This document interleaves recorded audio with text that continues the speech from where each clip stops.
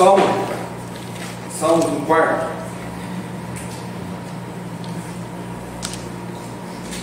Hoje nós vamos ver o Salmo 4, que tem como instrução inicial, na sua Bíblia provavelmente vai estar assim: Salmo de Davi ao mestre de canto, com instrumentos de corda. Um salmo que Davi escreveu, dando a instrução ao mestre de canto, ou seja, ao ministro de louvor. Lembrando que os salmos eram cantados, né? Nós não cantamos ele. Eu tentei até achar esse salmo cantado, mas não encontrei um salmo 4, baseado em cântico em cima do salmo 4, mas não com as palavras. O que o Israel fazia era cantar o salmo. Então Davi deu a instrução ao mestre de canto, ao responsável pelo louvor, a adoração, que esse salmo fosse acompanhado por instrumentos de corda, provavelmente com a harpa e a lira. Esse salmo, aí sim, alguns títulos que derivam dele, entre eles, confiança em Deus na angústia, ou o tranquilizante secreto de Deus, e ainda acalma-te e emudece. Em suma, o Salmo 4 é uma súplica do justo. Provavelmente o Salmo 4 ele é uma composição complementar ao Salmo 3, formando então um par. São semelhantes, embora não tenham sido escritos na mesma ocasião, foram em ocasiões diferentes, mas o Salmo 3 pode ser chamado de o Salmo matutino, o Salmo da manhã. Já o Salmo 4, por conta do versículo 8, ele é conhecido como o Salmo da noite, né? Ou o hino noturno. E Davi, ele entra na presença de Deus, chamando Deus de minha justiça. Ele começa dizendo isso: responda-me quando clamo, ó Deus da minha justiça. Davi tinha consciência de que nessa expressão, né, que ele coloca diante de Deus, quando ele vive uma situação peraí, só o que eu vi aqui, isso, né? Quando ele declara o Deus da minha justiça, fica claro que Davi tinha apenas em Deus a sua justiça. O único que poderia julgá-lo era Deus, ainda que os homens o rejeitassem, ainda que os homens o difamassem. Deus, conhecedor dos fatos, faria a justiça triunfar. E ele declara assim: ó Deus da minha justiça, que eu clamo na minha angústia. E Davi então, ele expressa todo o seu sentimento nessa palavra, quando ele diz na minha angústia. Na angústia é uma expressão que denota uma situação aonde ele se encontra contra as paredes, uma situação de aperto, aonde não há saída. Você já deve ter assistido algum filme em que uma pessoa está sendo perseguida e de repente ela se encontra num beco sem saída. As paredes laterais são altas, à sua frente também existe uma parede onde ele não consegue passar, e o seu inimigo está de frente para ele, e ele não tem como escapar. Nos filmes, é claro, sempre surge alguma situação em que ele consegue se safar. E Davi então, ele se sentia assim diante dos seus inimigos, num beco sem saída, sem escape, sem poder sair. E essa expressão então angústia, né? Ela pode ser traduzida da seguinte maneira: na pressão tu me tens expandido, na angústia tu me tens aliviado. Então, enquanto eu estava sendo pressionado, enquanto eu estava sendo encurralado, o Senhor tem me sustentado e tem me protegido e tem me trazido alívio. Ou aqui a expressão é expansão, ou seja, era uma situação em que Davi estava encurralado, e ele, ao não saber o que fazer naquele momento, e é natural que a pressão ela leva a pessoa a sentir fugiu a palavra,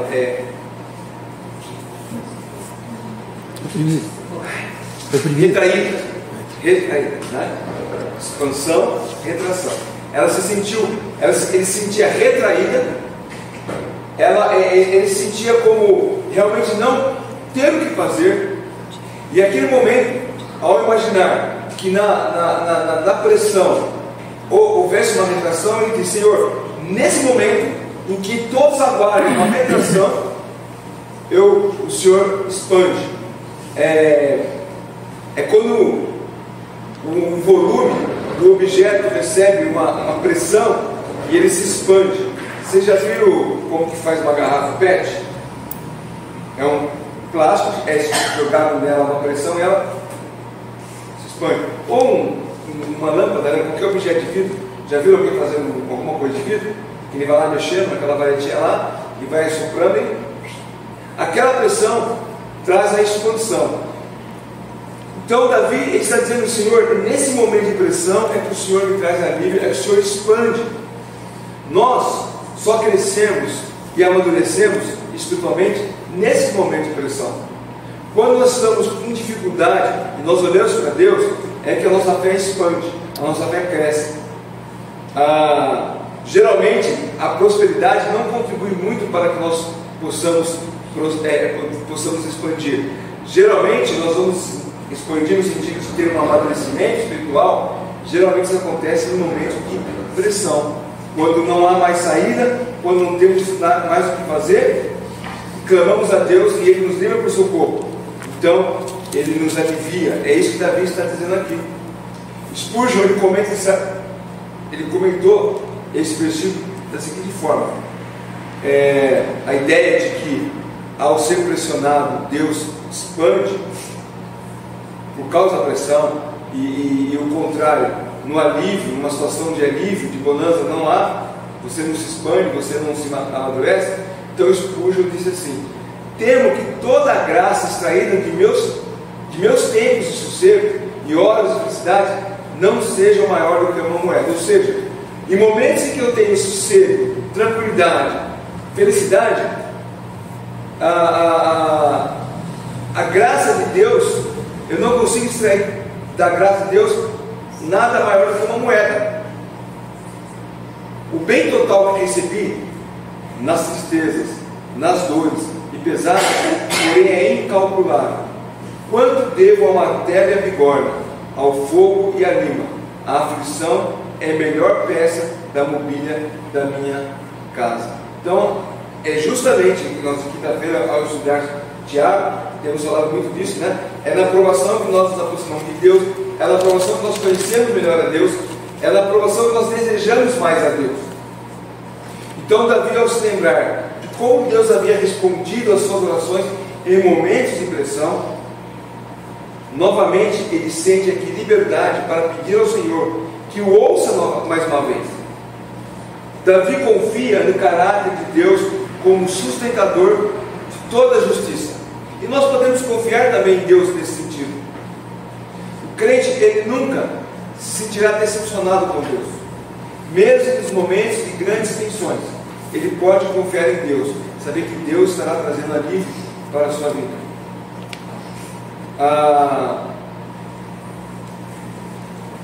Davi, ele coloca isso no aspecto pessoal, quando ele fala Deus da minha justiça, Deus é meu.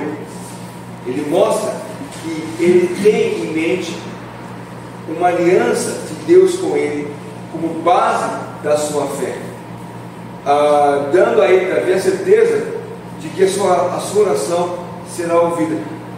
A convicção que nós temos, acabamos de cantar Sossega, né? Que nos fala a respeito disso, que naquele momento de angústia nós podemos buscar a Deus e nele alcançamos tranquilidade, sossego para a alma, porque Deus é que nos consola, Deus é que nos conforta, Deus é que nos anima, Deus é que está sempre adiante de nós. Então Davi, ele fala isso nesse primeiro versículo. Já no versículo 2, Davi, ele diz que os homens, homens, até quando tornareis a minha glória vexame? Davi está cercado por homens sem escrúpulos, homens que caluniam, homens que o difamam. E esses homens, críticos severos ao rei Davi, arrastam o seu nome na lama, tentam colocar ele num lugar de vergonha, tentam diminuí-lo. Eles criam acusações infundadas, criam mentiras. E assim ele apela para o bom senso desses homens, né? Ó homens, até quando tornareis a minha glória em vexame? E ele então exorta esses homens: amem a verdade.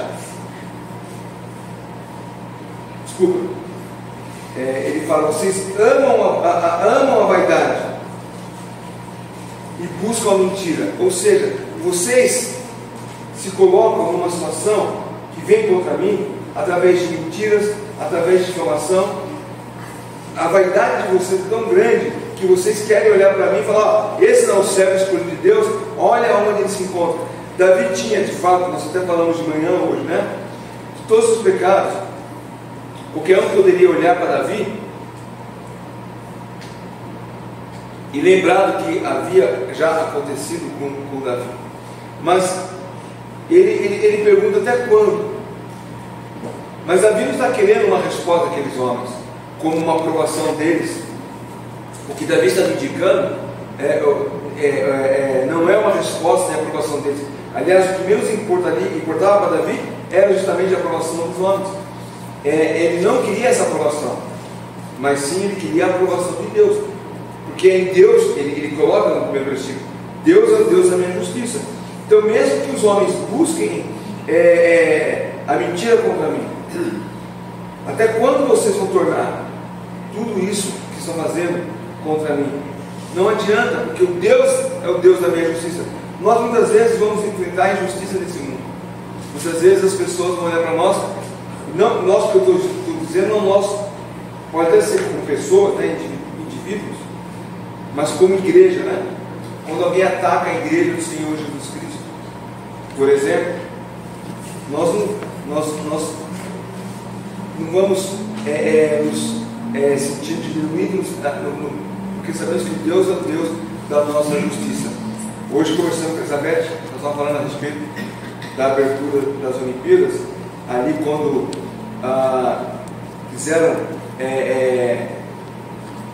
quiseram zombar da fé cristã, naquela representação da Santa Ceia, né? com homossexuais ali em volta à mesa. E uma frase que nós falamos a nossa fé não foi abalada, mas a nossa fé foi ultrajada, foi zombada, né? Então, alguém perguntou assim: por que eu estou preocupado com isso? A minha fé não é abalada. A minha fé também não é abalada em ver aquilo, mas eles estão difamando o nome do Senhor Jesus Cristo, com certeza. Então, embora não me abale, porque o meu Deus é superior a esses homens, mas eu estou vendo ali uma maneira de zombar da fé das pessoas, né? Homens que se satisfazem com a mentira. Eu não assisti toda a abertura, mas toda vez que eu vi alguma coisa, foi a abertura dos homossexuais. Aí só tinha gay, né? E agora quem criou, quem elaborou toda a abertura, está se escondendo atrás disso. Estão criticando porque eu sou gay. Não é por causa disso. É porque você fez uma aberração, né? Mas as pessoas se escondem. Agora, nós não vai abalar a nossa fé, mas estamos ali apontando: olha, isso é blasfêmia.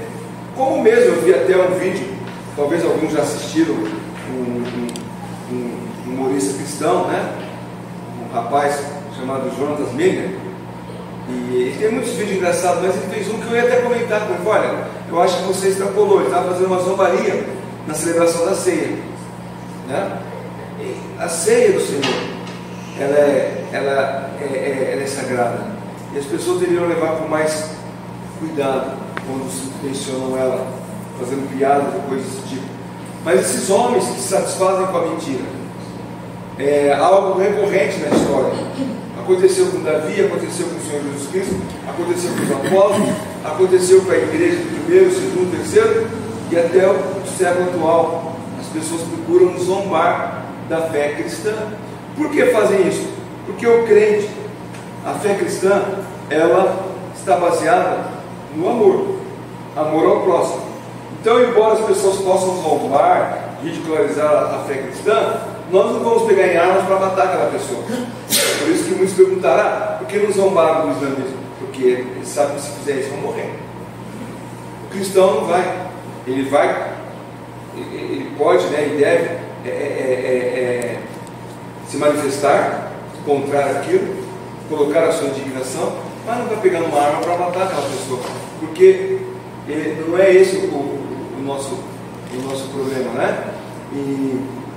E os homens muitas vezes se satisfazem, se alegram com a mentira, como eu disse, ao longo da história.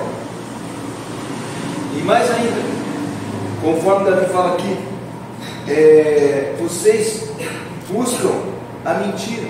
É interessante que as pessoas preferem acreditar na mentira do que na verdade. Jesus declarou: o seu caminho, a verdade e a vida. As pessoas preferem não acreditar em Jesus e acreditar em um monte de mentira. Em todas as áreas, na ciência, na religião, né? Tudo isso, as pessoas procuram basear suas vidas, mas não querem basear em Jesus. Por isso que Jesus é atacado, porque Ele é a verdade, e a verdade sempre vai incomodar. Mas nós não precisamos nos preocupar com isso. O apóstolo Paulo, ele diz ali, né, em 2 Timóteo 4, versículo 3 e versículo 4, ele já fazia esse alerta, né? 2 Timóteo 4, versículo 3 e 4. Pois haverá tempo em que não suportarão a sã doutrina, pelo contrário, cercar-se-ão de mestres segundo as suas próprias cobiças, como que, sentindo coceira nos ouvidos, e se recusarão a dar ouvidos à verdade, entregando-se a fábulas. É isso que a sociedade ela quer ser, ela quer ouvir a mentira, mas uma mentira que possa, como Paulo fala, possa ouvir ou amasseia o ego, né? E ele então massageia o ego, né? Então é isso que elas querem. Não querem a verdade. Quando você vem com a verdade e fala: isso é pecado, isso é blasfêmia contra Deus, você é muito radical. Porque eles não querem ouvir a verdade. E muitos têm trocado, e também a palavra nos diz isso, a verdade pela mentira, gostam da mentira, se satisfazem. E muitos pregadores, pastores, líderes de igreja estão levando a mentira, porque isso agrada as pessoas. Isso é algo que vale não apenas com relação no caso, a mentiras pessoais, conforme Davi está tratando do seu caso pessoal, mas como igreja no geral. Quando as pessoas atacam, acusam a igreja de algo que não é verdade, quando dizem: olha, a igreja ela é radical, a igreja ela não aceita a maneira da sociedade viver hoje, ela é contra isso, tudo que surge a igreja é contra, ela tem que ser contra, porque é contra a palavra de Deus. Então, nós não devemos nos importar tanto com aquilo que eles pensam de nós como igrejas ou como crentes no Senhor Jesus Cristo, porque eles querem isso. Eles se alegram com notícias ruins sobre a igreja, quando alguma coisa acontece. E não apenas isso, você já ouviu várias vezes a situação: uma catástrofe acontece, logo pergunta: onde está Jesus? Onde está Deus? Os cristãos nesse momento. Não é assim que eles fazem? Lá o avião da Chapecoense caiu e colocaram a foto dos jogadores orando logo após uma partida, e depois houve a catástrofe. Aonde está Deus? Onde está o seu Deus nesse momento? Eles sempre estão tentando julgar de uma forma para ridicularizar, para diminuir a fé cristã. Mas nós não precisamos nos preocupar com isso, porque esses homens são mentirosos. Nós não precisamos acreditar neles, acreditamos em Deus. Quando as pessoas preferem acreditar numa mentira, por exemplo, numa doutrina de salvação mentirosa, quando eles preferem acreditar naquilo que o apóstolo Paulo fala em doutrinas de demônio, em 1 Timóteo 4, no versículo 1 a 3, as pessoas preferem ouvir doutrinas de Satanás, doutrinas demoníacas, né? 1 Timóteo 4, 1. Ora, o Espírito afirma expressamente: nos últimos tempos alguns apostatarão da fé por obedecerem a espíritos enganadores e a ensinos de demônios, e pela hipocrisia, os que falam mentiras e que têm cauterizado a própria consciência. Proíbe casamento, exige abstinência de alimentos que Deus criou para serem recebidos com ações de graças pelos fiéis, porquanto conhecem plenamente a verdade. Pois tudo que Deus criou é bom, e recebido com ações de graça, nada é recusável, porque a palavra de Deus, porque pela palavra de Deus e pela oração é santificado. Então, o apóstolo Paulo está dizendo que esses homens preferem ouvir doutrinas, ensinamentos demoníacos, aquelas que não são verdade. De novo, muitas vezes, alguns estão pregando um falso evangelho, que é, conforme Paulo fala aqui, uma doutrina demoníaca, porque isso agrada o coração, agrada ao homem. Não, Deus te ama do jeito que você é, você não precisa largar os seus pecados, os seus hábitos, e todo mundo quer ouvir isso. Todo mundo quer ouvir que eu sou bom, que eu sou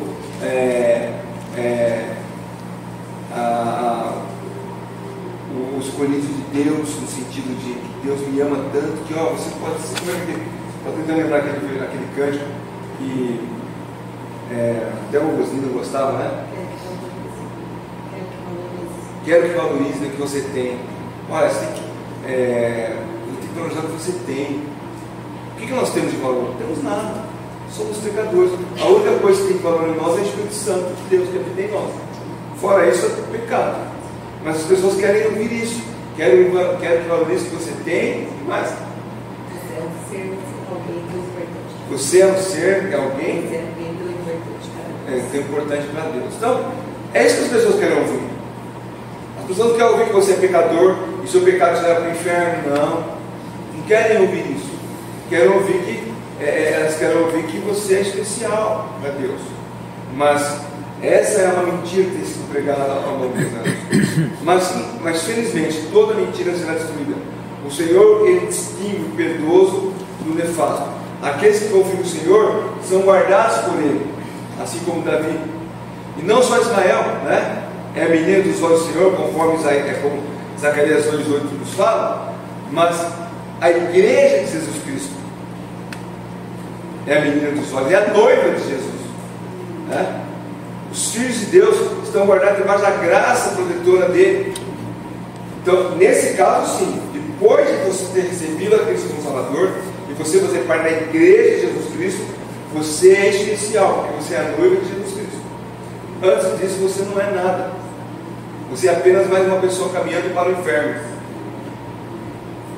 O profeta Isaías diz que os nossos nomes são gravados na palma da mão de Deus, lá em Isaías 49, versículo 18. Isaías 49, versículo 18. Levanta os olhos ao redor. Levanta os olhos ao redor e olha. Todos esses que se ajuntam vêm a ti. Tão certo como eu vivo, diz o Senhor, de todos esses vestirá. 49:16. 49:16. Eis que nas palmas das minhas mãos te gravei. Os teus muros estão continuamente perante mim. Embora Deus está falando para Israel, e aqui a igreja não substitui Israel, não é doutrina de substituição, mas o nosso nome está gravado nas palmas da mão de Deus, ou como a gente canta, né? Foi escrito por ti, meu nome no céu. Essa é a verdade. Para ter o nome escrito nos céus, nas palmas da mão de Deus, você precisa aceitar o Senhor Jesus como Salvador. Caso contrário, você nunca será registrado no livro da vida. Então, Deus, Ele ouve quando o chamamos e atende às nossas necessidades, mesmo quando parece estar demorando. Davi, então, desse modo, ele introduz a argumentação que Paulo, em Romanos 8:31, diz: que diremos, pois, à vista dessas coisas? Se Deus é por nós, quem será contra nós? Quando ele fala, depois que ele fala que os homens caluniam contra ele, né? Versículo 3: sabeis, porém, que o Senhor distingue para si o piedoso. O Senhor ouve quando eu clamo por ele. Ou seja, Davi está dizendo: olha, Deus, o Deus da minha justiça, eu posso descansar nele. Paulo vai adiante: se Deus é por nós, quem será contra nós?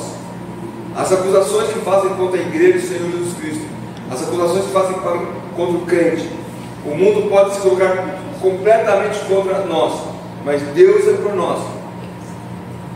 E quem será contra nós? Pode aparecer um monte de pessoas, né? Sistemas de governo contra a igreja do Senhor Jesus Cristo. Mas se Deus é por nós, aqui a pergunta não requer uma resposta, né? Se Deus é por nós, quem será contra nós? Ou seja, qualquer um que vier contra nós é menor que Deus. Então não adianta as pessoas quererem destruir a fé do crente, destruir a relação do crente para com Deus.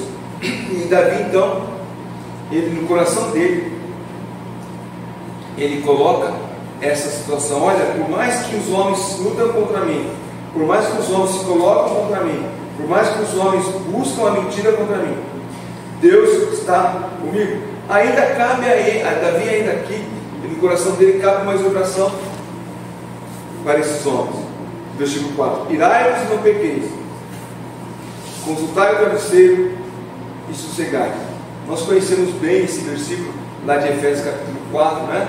Quando o apóstolo Paulo exorta a igreja a respeito disso. Ou seja, Davi, ao exortar os perseguidores, ele diz: deixem a raiva esfriar, e se caso vocês ficarem irados, seja por uma causa justa.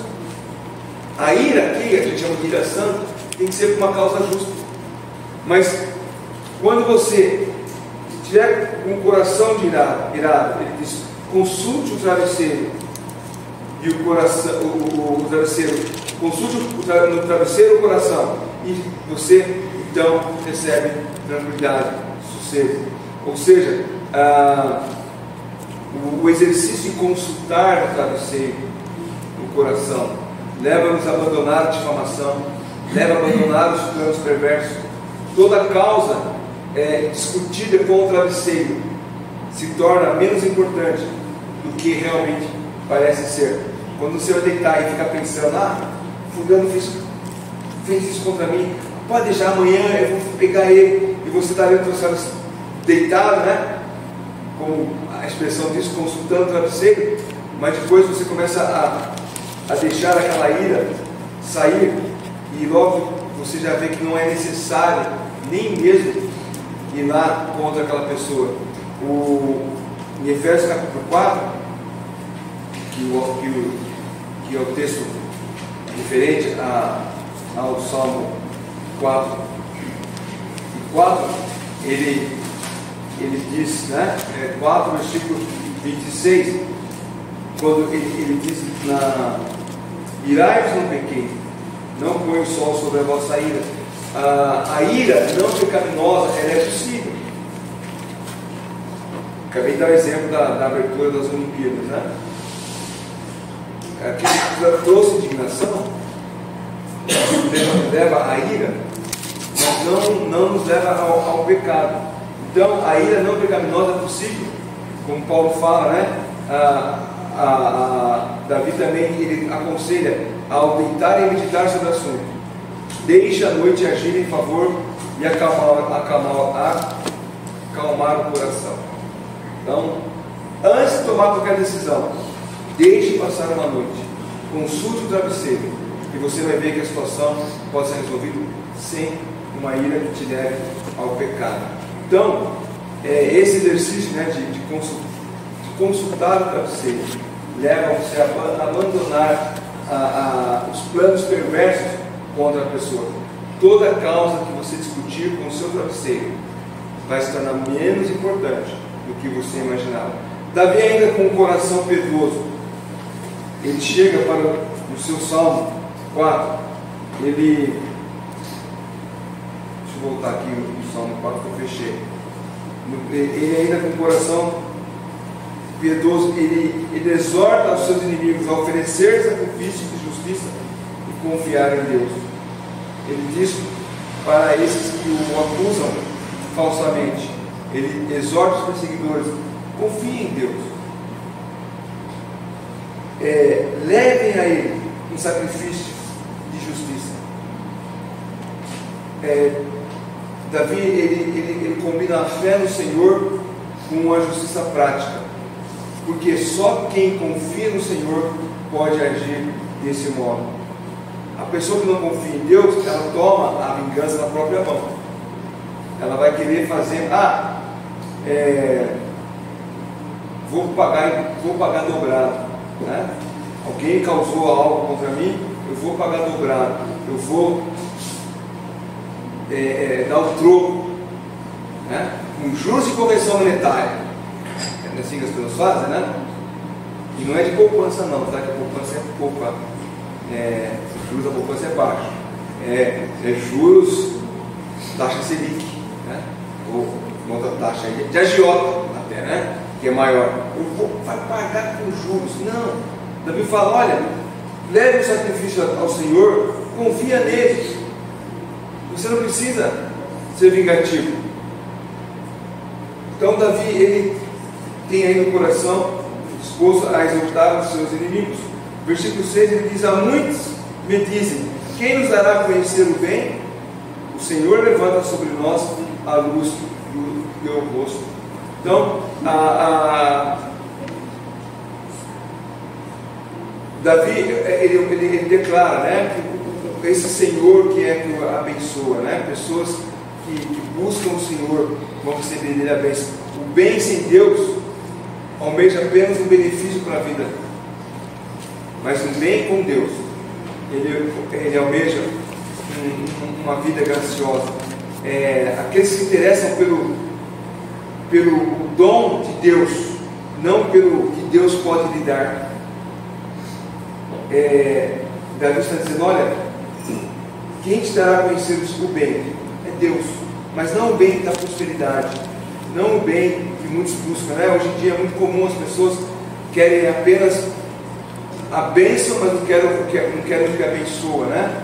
Eles querem o benefício, mas não querem saber do benfeitor. E Davi está dizendo: olha, quem pode dará a conhecer o bem? Somente o Senhor. É Ele que vai te dar o bem. Qual o bem maior que nós temos, senão o bem da vida eterna? E Davi então declara: Senhor, levanta sobre nós a luz do teu rosto. Ou seja, ele não está preocupado com um tipo de queixa que pode desanimá-lo, mas ele está preocupado em estar buscando a presença de Deus, porque a luz de Deus é que vai iluminar o seu caminho, né? A luz de Deus é que vai dar a ele direção para a vida, porque para Davi o que importa realmente é a graciosa bênção do Senhor que cobre a vida do servo fiel. Não importa o que o inimigo lhe faz, não importa o julgamento do inimigo, ele confiará sempre no Deus que vai trazer o bem, o Deus que vai trazer luz para o seu rosto, luz para o seu caminho. É o que Davi ele está dizendo aqui. Então, assim como nós, a alegria de Davi está em Deus, no Senhor. A alegria, versículo 7, mais alegria me puseste no coração do que a alegria deles. O crente, e você já deve ter ouvido isso, já deve ter presenciado isso, mesmo o crente mais simples, ele demonstra maior alegria do que uma pessoa de posse. O crente de vida simples tem maior alegria do que uma pessoa próspera. Por quê? Porque a alegria dele está no Senhor. A alegria que Deus coloca em nosso coração não é pautada pelas coisas desse mundo. Todos nós gostamos de coisas boas, todos nós gostamos de viajar, todos nós gostamos de comer bem, todos nós gostamos de ter um bom carro, todos nós gostamos, mas isso não é o que nos traz alegria. Eu costumo dizer que isso são mimos de Deus, ou seja, é um bônus que Deus nos dá. A alegria verdadeira do crente está na certeza de que ele estará para sempre com Deus. essas coisas que nós podemos adquirir, fruto do nosso trabalho, são de fato bênçãos de Deus. Mas se elas não vierem para nós, não vai tirar a nossa alegria, porque a nossa alegria está no Senhor. A alegria que Davi diz que Deus colocou no seu coração, né? Quando lhe há fartura de cereal e vinho. Mas não somente isso, porque mesmo que nós não tenhamos uma despensa cheia, nós podemos nos alegrar no Senhor. A alegria de Davi está no Senhor. Lembram lá, né? Nós falamos sábado no culto da fogueira, né? De Neemias 8 e 10, né? O Senhor, Ele é a nossa alegria, né? Vamos ler o versículo de maneira correta, né? Neemias 8, versículo 10. A alegria do Senhor é a nossa força. Diz o versículo: disse-lhe mais: ide, comer carnes gordas, tomar bebidas doces, enviar porções aos que não têm nada, preparado para si, porque esse é o dia consagrado ao Senhor, portanto não vos entristeçais, porque a alegria do Senhor é a nossa força. A nossa alegria está no Senhor. Como eu disse, e Neemias também está falando aqui de um banquete, né? Vamos nos fartar de comida. Mas meu vizinho não tem nada. Leve para ele. No salmo aqui, Davi está dizendo de abundância, né? De alimento, de cereais e de vinho, de fartura. Mas a nossa alegria não está nas coisas deste mundo. A nossa alegria está no Senhor. A alegria do Senhor excede a muita alegria do mundo. O ímpio pode ter um banquete, mas não está ainda alegre. O crente pode ter lá uma comida simples e se alegrar com isso, porque ele está debaixo da graça do Senhor. Mesmo que não tenhamos 10 cheios de vinho, mesmo que não tenhamos celeiros abarrotados de cereais, talvez o ímpio tenha isso, mas vai faltar para o ímpio aquilo que o crente tem: a alegria. A parábola daquele homem que prosperou, que teve uma colheita em abundância, né? Note que o pecado dele não foi ter, estou lembrando agora de cabeça aqui, acho que está em Lucas, né? O problema dele não foi ele ter tido uma boa colheita. O problema dele foi achar que aquilo era suficiente para o resto da sua vida. Porque todo mundo que trabalha, o agricultor, ele produz querendo extrair quanto mais ele puder extrair da terra, melhor.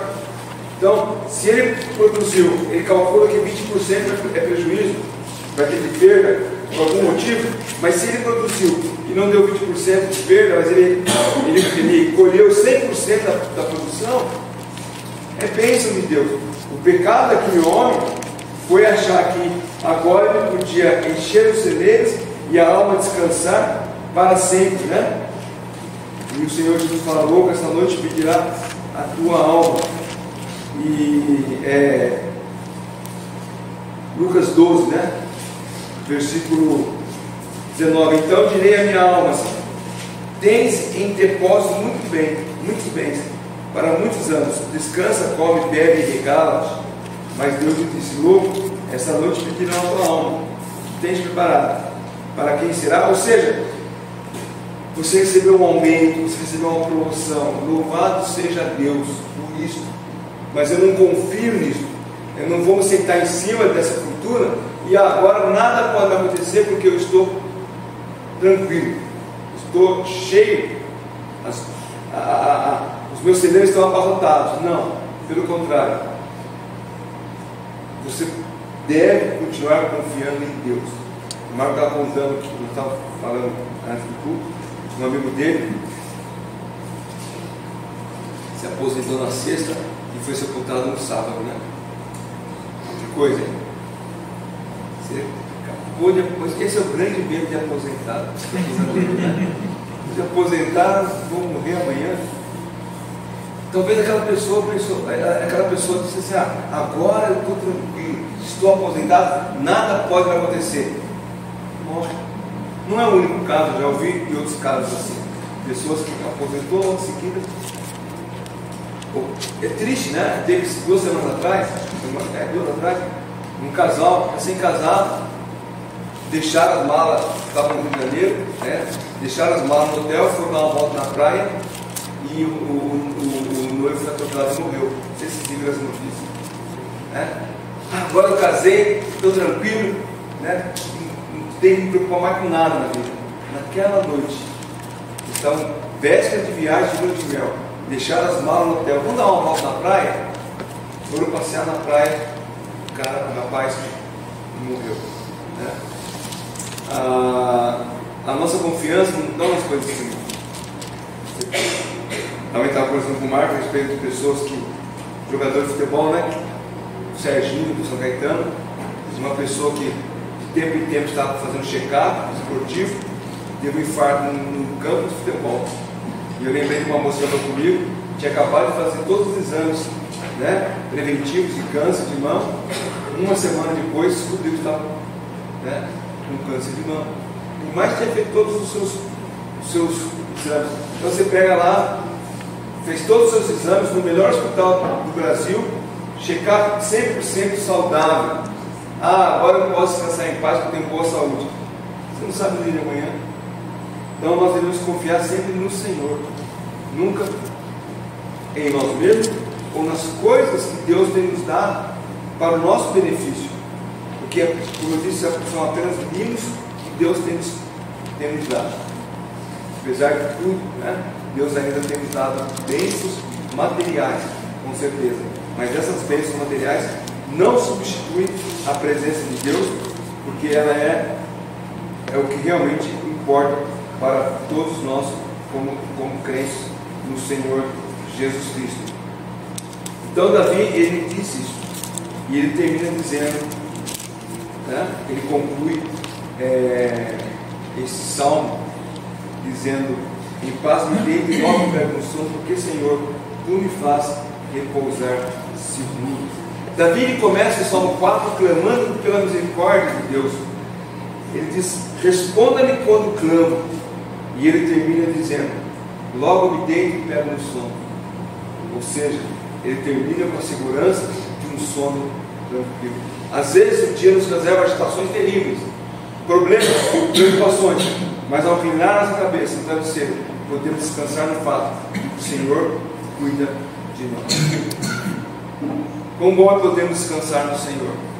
Quão bom é podermos, apesar das aflições da vida, que são consequências do mundo pecaminoso, ainda, né, podemos ter a certeza de descansar no Senhor. Não temos muito o que fazer a não ser confiar em Deus, e isso é muito mais do que qualquer um poderia ter, né? Podemos deixar tudo nas mãos de Deus, saber que Ele sabe conduzir a nossa vida melhor do que nós mesmos. Se algo está afligindo o nosso coração, podemos colocar diante de Deus, colocar diante dele, colocar no altar do Senhor, deleitar-se nele, deitar-se e descansar nele, assim como Davi, e pegar no sono, que o Senhor está conosco. É aquela figura, aquela cena de uma criança que cai, rala o joelho e corre para o braço do pai ou da mãe, e a mãe o segura, e ali ele se sente seguro nos braços do pai ou nos braços da mãe. Mesmo com as aflições, com as dificuldades da vida, podemos dizer com Davi: em paz me deito e logo pego no sono. Por quê? Porque é o Senhor que nos faz repousar seguro. Então o salmo começa com um clamor de angústia. Responda-me quando clamo, ó Deus da minha justiça. Na angústia me tem aliviado. Então eu posso deitar, inclinar a cabeça no travesseiro e descansar, porque Deus me faz repousar tranquilo. Que bom, né? Mesmo com essas aflições, talvez alguma coisa tenha afligido no seu coração, uma preocupação, uma situação que tem que ser resolvida e você não sabe como, mas clame a Deus, que é Ele que vai dar a resposta, e vai fazer você deitar tranquilamente. Que Deus nos abençoe, irmãos, e possamos descansar sempre no Senhor. Amém?